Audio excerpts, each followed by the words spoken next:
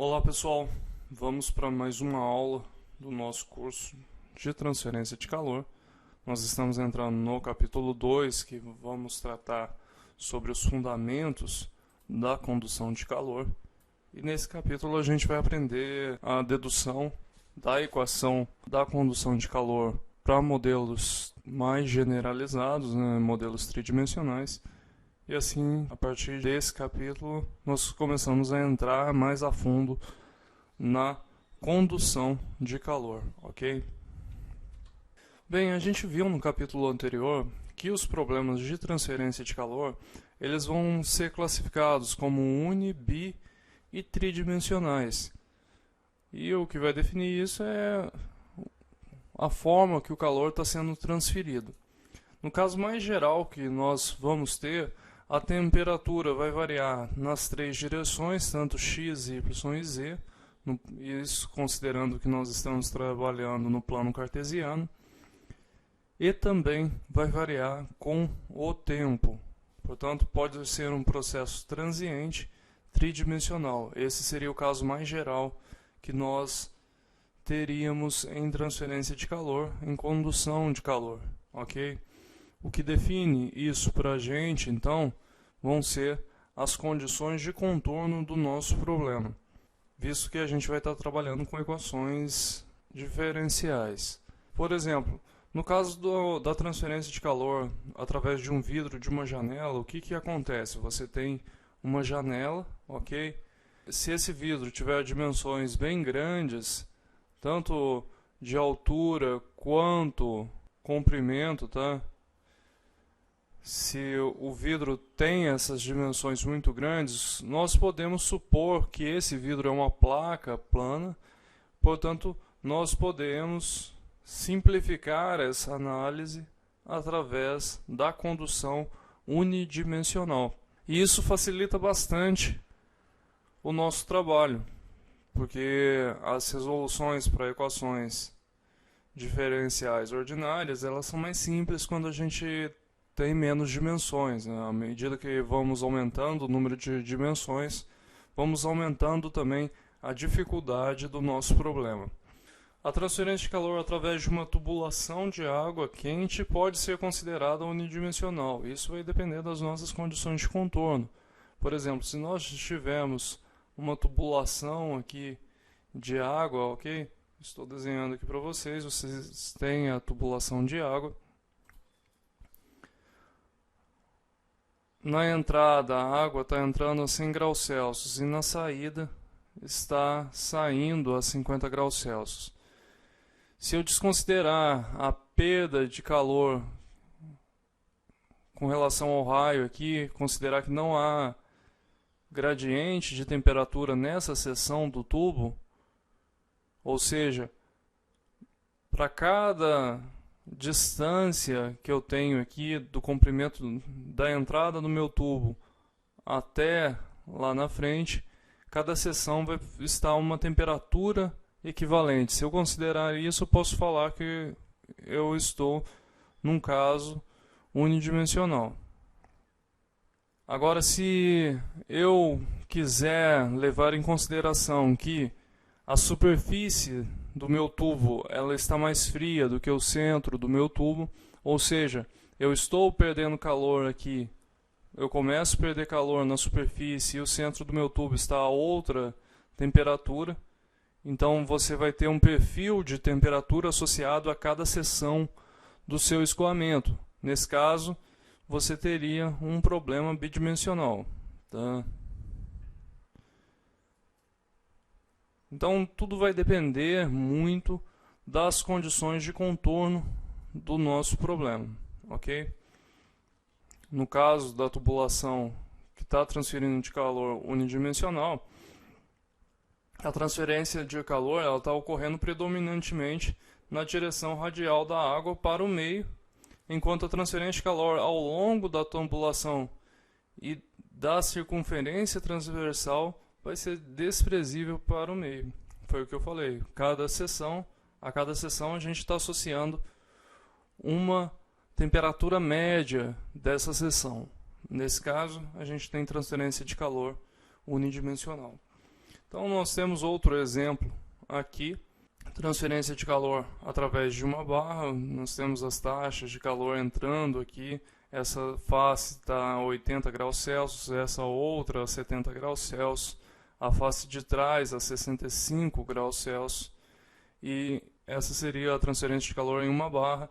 Nesse caso aqui, nós teríamos uma condução de calor bidimensional, visto que nós temos variações de temperatura nessa região aqui, ok?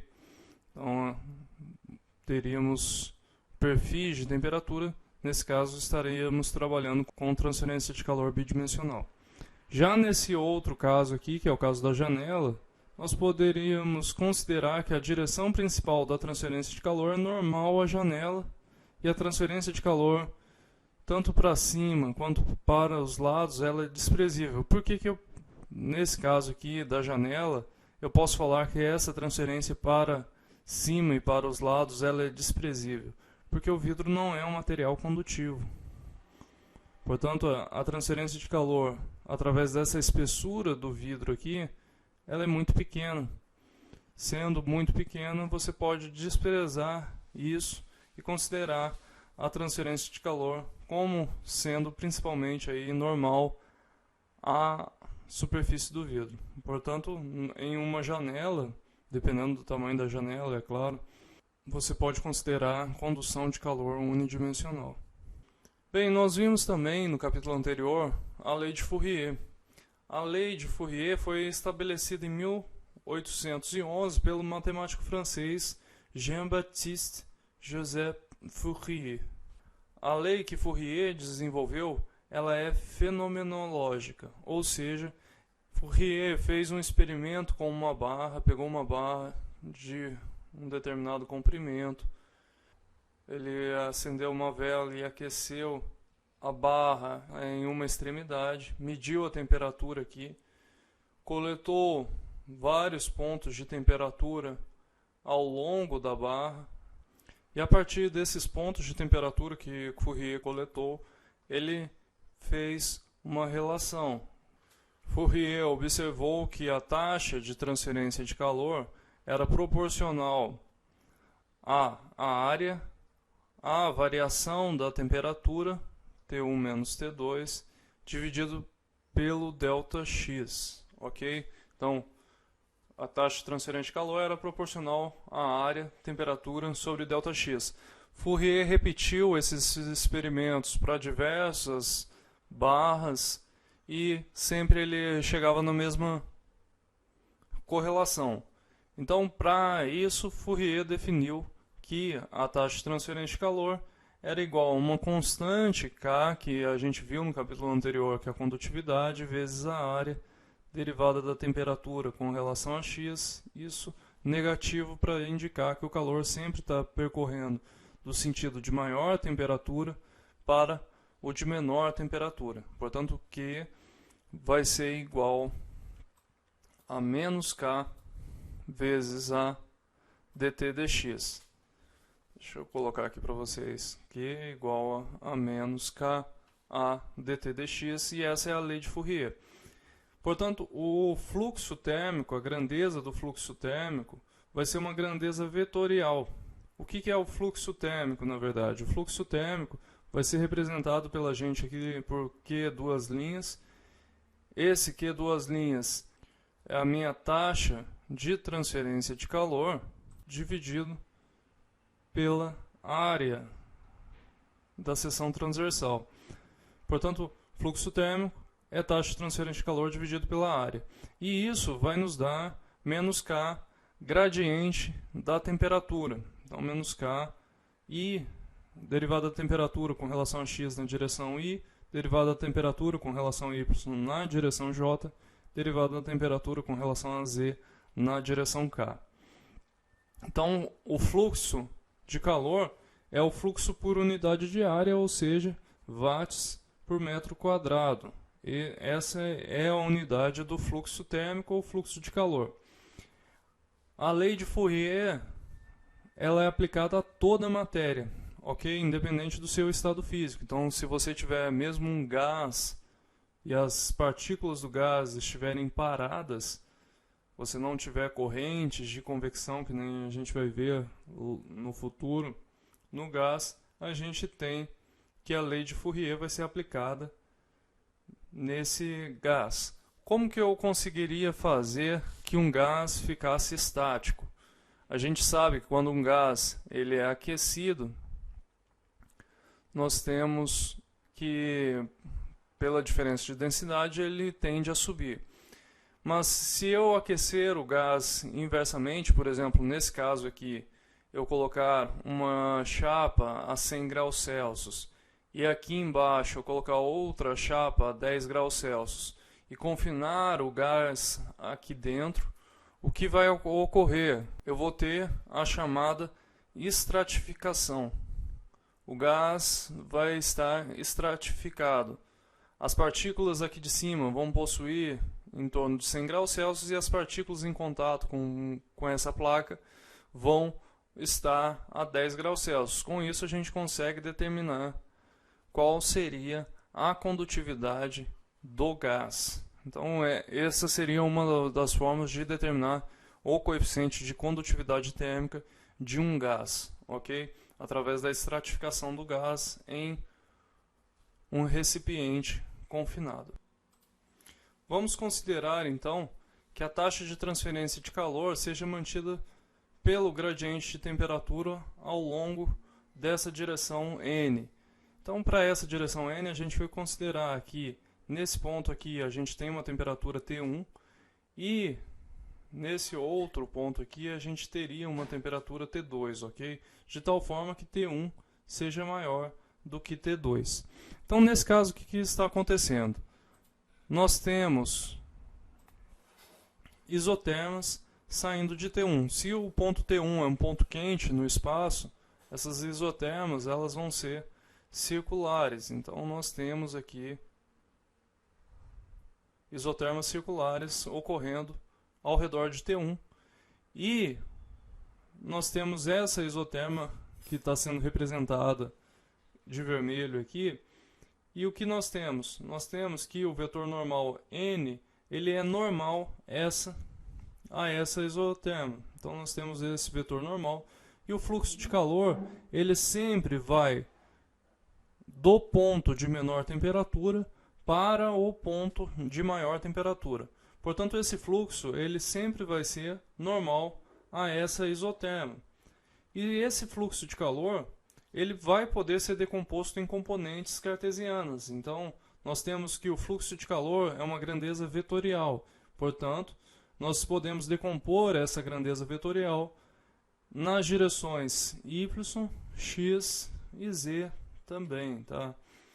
Então, uma expressão geral para o fluxo de calor é o fluxo de calor na direção x vezes o vetor unitário y, mais o fluxo de calor na direção y vezes o vetor unitário j e o fluxo de calor z na direção do vetor unitário k. Portanto, a lei de Fourier vai indicar que o fluxo térmico ele é normal a uma isoterma. Então, sempre que nós escrevemos a grandeza do fluxo de calor, nós devemos saber que existe uma isoterma que está passando por ali, na qual o fluxo de calor é normal e ele vai estar ocorrendo no sentido da diminuição das temperaturas. Sempre o calor vai estar sendo trocado do ponto de maior temperatura para o ponto de menor temperatura. Vamos então para o item 2.2, que vai falar da equação da condução de calor unidimensional. Vamos considerar, então, esse volume de controle diferencial que é mostrado desse lado aqui. O que nós temos? Nós temos um volume de controle. Você tem um fluxo de calor chegando de um lado aqui. Eu vou representar isso pela essa taxa Q de x. E depois de um ΔX, eu tenho uma taxa Q de x mais ΔX. Esse meu elemento de volume ele tem comprimento L, tá? É um elemento cúbico de aresta L e ele tem uma área A. E a área inicial aqui, A de x, vai ser igual à área A mais ΔX, que vai ser igual à chamada área A, ok? Não a variação da seção desse elemento de volume. Então vamos assumir que esse volume tem massa específica ρ, calor específico Cp e a área da parede é A. Quando a gente faz o balanço de energia, que a gente viu lá no capítulo anterior, o que nós vamos fazer? Nós vamos expressar a taxa de condução de calor em X menos a taxa de condução de calor em X mais ΔX, ou seja, isso daqui é o Q de X, menos Q de X mais ΔX, mais a taxa de geração de calor, quanto de calor está sendo gerado no nosso sistema. Isso daqui vai ser igual à taxa de acumulação da energia por unidade de tempo, ok? Então essa relação vai ser escrita como Q de X menos Q de X mais ΔX, mais a taxa de geração de calor no elemento. Isso é igual a quanto de energia que variou em um determinado tempo t. A variação da quantidade total de energia do elemento, ela vai ser dada dessa forma aqui. A energia no instante t mais ΔT, ou seja, a energia no instante final menos a energia no instante inicial. E isso a gente sabe que é dado por mCp, temperatura em t mais ΔT, menos a temperatura inicial. Portanto, isso daqui é igual à minha taxa de variação da energia do elemento. O m ele vai ser igual a ρ vezes o volume desse meu elemento diferencial, que ele é dado pela área A vezes o ΔX, já que a gente está tratando apenas desse pedacinho aqui do nosso elemento de volume, ok? Portanto, a gente tem aqui o ρ A vezes ΔX, eu vou deixar ρ junto com o Cp, tá? Porque isso é uma propriedade térmica do material. E essa taxa de geração interna do elemento vai ser dado novamente pela taxa de geração interna uniforme. Isso daqui é um dado do problema, quanto de energia que está sendo gerado por unidade de volume, ou seja, watt por metro cúbico, vezes o volume, que é A vezes ΔX, ok?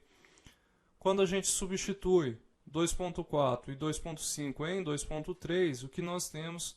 Nós temos que Q de X menos Q de X mais ΔX, ou seja, a taxa de transferência de calor em X menos a taxa em X mais ΔX, mais quanto de energia que foi gerado no meu volume. Isso daqui tem que ser igual a ρCp, que multiplica o volume vezes a variação temporal da minha temperatura. Quando a gente divide tudo por A vezes ΔX, a gente obtém essa expressão aqui. Assim a gente pode aplicar a noção de limite, ok? Então, quando nós fazemos o limite, quando ΔX tende a zero, o que é isso daqui? Q de X mais ΔX menos Q de X. Isso dividido por ΔX com ΔX tendendo a zero, isso é a derivada. É a definição de derivada. Então, fica a derivada de Q com relação a X. Mas o que a gente sabe? Que o Q ele é dado pela lei de Fourier, ok? Então, nós podemos colocar ele aqui dentro, expressado pela lei de Fourier. E quando a gente coloca aqui limite, quando ΔT tende a zero, de t mais ΔT menos t de t, com relação a ΔT, novamente aplicando a noção de limite, a gente obtém a derivada da temperatura com relação ao tempo. Assim, a gente obtém para aquele elemento diferencial de fluido que a 1 sobre a área derivada com relação de x de k vezes a dt dx mais a taxa de geração de calor interna. Isso daqui é igual à minha variação temporal da energia, ou seja, quanto que foi conduzido de calor, quanto que foi gerado de energia e qual que foi a variação da energia no tempo. Lembrando aqui que o A ele é constante, então a gente pode tirar da derivada, o A vai embora, e isso daqui vai ficar a equação da condução de calor unidimensional, derivada com relação a x de K dt dx, mais a taxa de transferência de calor, a taxa de geração volumétrica, que é igual a ρCp dt dx. E essa é a equação da difusão de calor 1D transiente quando a gente tem condutividade térmica variável, visto que o K ele pode variar tanto com a posição x, y, z, quanto com a temperatura. Como é uma propriedade do material e a temperatura varia com o tempo, a gente poderia também falar que o K varia com o tempo. Usualmente o que nós encontramos na literatura são funções de K variando apenas com a temperatura, ok? Se a condutividade térmica for constante, a gente pode tirar o K para fora da integral, e daí, dividindo tudo por K, aparece o Q ponto sobre K, e vai aparecer o alfa, que vocês lembram lá, que é a difusividade térmica. O alfa, que ele é definido como K sobre ρCp, ok? Se a gente tiver regime permanente, essa variação temporal ela vai embora. Então a gente tem d2t dx2 mais q ponto sobre k igual a zero. E se a gente tem o regime permanente sem geração interna, nós temos apenas d2t dx2 igual a zero. Se a gente integrar duas vezes, nós vamos obter que a distribuição de temperatura nesse caso seria C1 vezes x mais C2. Então, nós precisaríamos apenas de duas condições de contorno para determinar quanto que era C1 e C2, e essa distribuição de regime permanente sem geração interna é a mais simples de todas, porque é a distribuição linear. Vamos então para o exemplo 2.1. Condução de calor unidimensional em regime estacionário ocorre em uma barra de condutividade térmica constante K e a área de seção transversal variando conforme essa relação aqui. Portanto, a área A de x ela é uma função da coordenada x, é a A0, que é a área inicial, e elevado a x, na qual A0 e A são constantes. A superfície lateral da barra ela vai estar isolada termicamente. Escreva uma expressão para a condução de calor Q de x em função da coordenada x. Use essa expressão para determinar a distribuição da temperatura T de x, considerando que a temperatura em T0 ela é dada por T0 e em TL ela é dada por TL, ok? Agora considere condições nas quais a geração de energia térmica no interior da barra a uma taxa volumétrica de Q ponto igual a Q0 e elevado a menos a x, na qual o Q ponto zero vai ser uma constante. Eu obtenho uma expressão para o Q de x novamente, quando a face esquerda da barra, x igual a zero, se encontra isolada termicamente. Então, nessa segunda condição, a barra vai estar isolada termicamente aqui e vai ter uma taxa de geração de energia uniforme dentro da barra, e a gente precisa determinar qual é essa expressão para a taxa de condução de calor dentro da barra. Vamos então para a resolução desse exemplo. Vamos então resolver o exemplo 2.1. Nós estamos considerando que a área AX é A0 e elevado a AX. Nós vamos assumir que a condução é unidimensional nessa barra.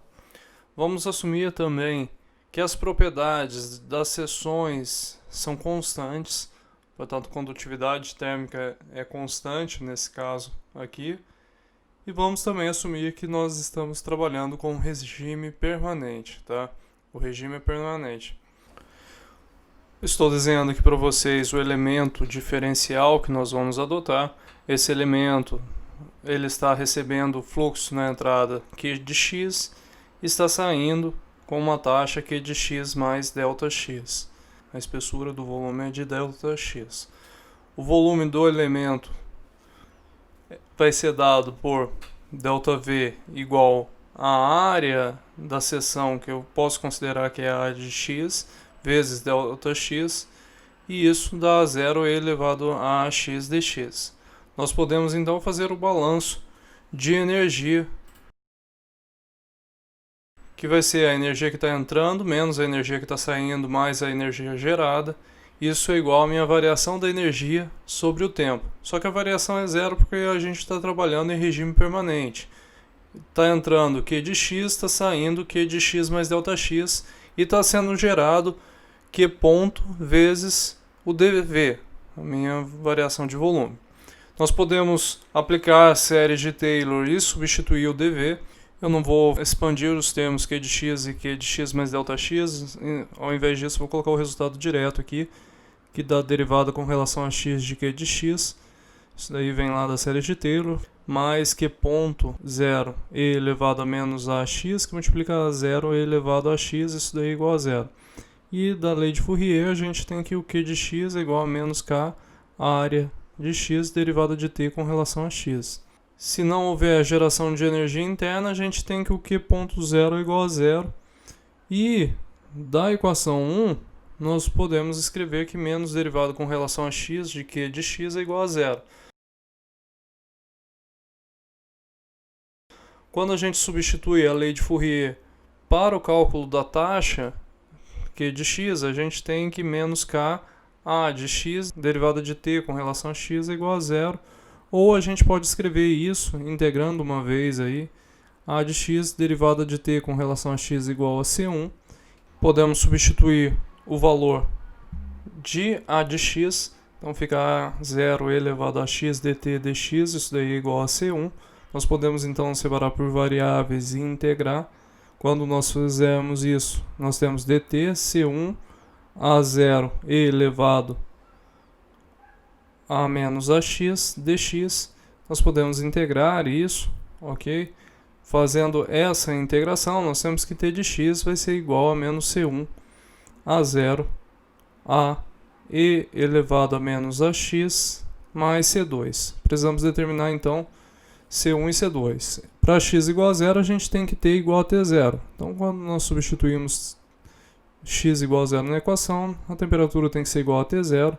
Então, nós obtemos a primeira equação em função de C1 e C2. Quando a gente substitui x igual a L, t igual a TL. Então, substituindo, a gente encontra isso. E elevado a 0 é igual a 1. Essa é a 3 e 4. Eu vou fazer 3 menos 4 para assumir com T2 e determinar qual que é o C1. Fazendo isso, a gente tem que T0 menos T vai ser igual a C1 a 0 vezes A, que vai multiplicar E elevado a menos AL menos 1. Com isso, eu posso determinar o valor de C1. Portanto, C1 é T0 menos TL dividido por A0A e elevado a menos AL menos 1. E logo em seguida eu posso determinar o C2 a partir da equação 3. Ok? Eu escolhi a 3 porque vai ficar mais fácil. Então C2 é igual a T0 mais T0 menos TL e elevado a menos AL menos 1. E com isso eu posso determinar a expressão para a função minha t de x, que dá menos e elevado a menos ax menos e elevado a L menos 1, mais T0 menos TL dividido por E elevado a menos AL menos 1, mais T0. Então essa é a minha expressão, que vai ser a resposta da questão A. Vamos agora para a questão B. Na questão B, nós vamos considerar que a taxa de geração interna ela vai ser igual a derivado com relação a x de Q de x mais Q ponto 0 a 0. Isso tudo é igual a 0. Isso daí vem lá da equação do balanço da energia. Quando nós fizemos isso, nós podemos separar novamente por variáveis e fazer a integração. Fazendo a integração, a gente vai obter que q de x é igual a q ponto 0 a 0 dx. Isso é a resposta do item B, ok? Então, nós terminamos essa primeira parte desse capítulo 2. Eu espero vocês nos próximos vídeos.